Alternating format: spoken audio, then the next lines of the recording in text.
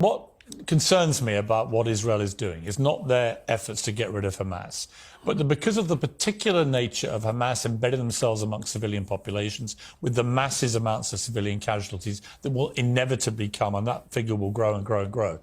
Are we not, as Barack Obama warned, are we not creating here just an opportunity for far greater radicalization of all those young Palestinians who watched their loved ones get killed? Why would we imagine that at the end of all this, they're going to want to do anything other than to become a new version of Hamas in wanting to exact revenge for what happened to their families?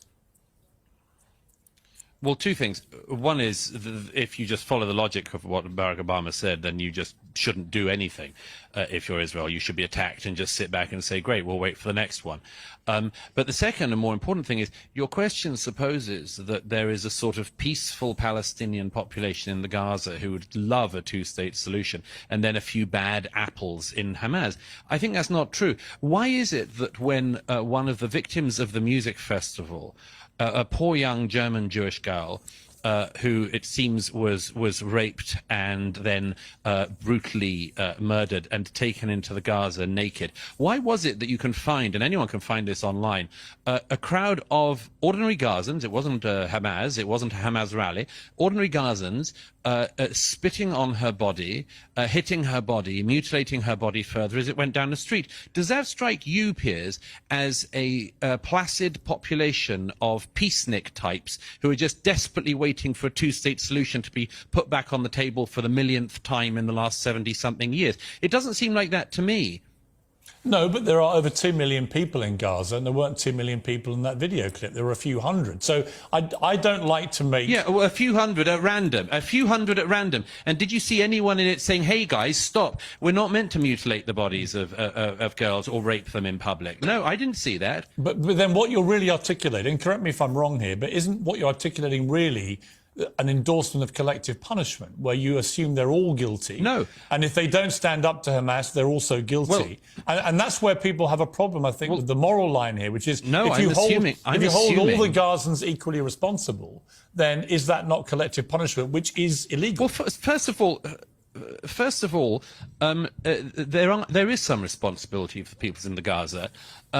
If you elect Hamas and they kill Fatah, and then they remain in power for all of the years afterwards, I'm afraid that there is some responsibility of the people in that situation. You know, when the Germans had Adolf Hitler come to power and voted for him, we in Britain took the view that the German people were responsible in some way. So I'm not for collective punishment per se, but nor am I for this idea that there is something unique going on in the Israeli-Gaza context that we in Britain couldn't understand. Actually, there is one unique thing. In our own history, we've done very similar things. But there is one unique thing, which is that the population of Gaza is pretty unique in that nearly half of the population are children.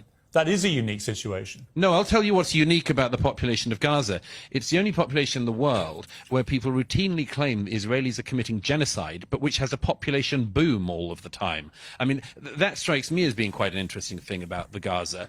But as for the moral community, I want to make a very, very important point, if I can say so, on this, which is, you know, people quite often abuse history, and they say things all the time. I mean, about the only thing anyone from history knows is about the Nazis. Here's something I can tell you with absolute certainty, Piers, having not just seen some of the results of what Hamas did on the ground here in Israel a few weeks ago, but having watched the videos of the unedited footage, which I was one of the journalists was sadly allowed to see the other day. I can tell you one thing: the comparison between Hamas and the Nazis is insufficient. And sorry, there's an incoming.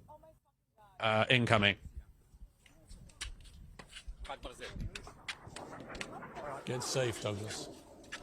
Come. So, okay. Anyhow, we're okay. Are you okay? Let's just. Yeah. It's fine. Sorry, it was a rocket coming. It looked like it was just going to land on us here. Which way was that rocket coming from? Is it coming from Gaza or from Israel? Yes, it seemed to be coming from Gaza. So, yeah, it's fine. It's okay. It's been happening all day. Let me just finish this point, if I may. Before we go on, Douglas, Atman, how does that make you? How does that make you feel? What just happened there? I mean, it's I'm a little used to it. I was in Ukraine last year and was in Kherson and Odessa and Mykolaiv, and when the Russians were shelling it, so I'm a little used to it. But just if I can just finish this point, sorry, there's a lot of banging going on, but anyway, we'll keep going. Well, look, if you need to stop, Douglas, we understand. No, don't worry. If we need to stop, I'll run to the shelter, I assure you. The thing that struck me, Piers, about seeing the 7th of October footage was that even the Nazis were actually ashamed of what they did. SS battalions who spent their days shooting Jews in the back of the head and pushing them into trenches had to get very, very drunk in the evening to forget what they had done. The Nazi high command famously had to sort of get around the problem of soldier morale because the soldiers knew this wasn't exactly what their lives were meant to look like either. I tell you one very big difference. If you look at the footage, the raw footage, and I really hope people don't on a wider scale have to view what I viewed the other day, if they see it, they will see something that is at least as barbaric as what the Nazis did. But here's the difference. They did it with glee.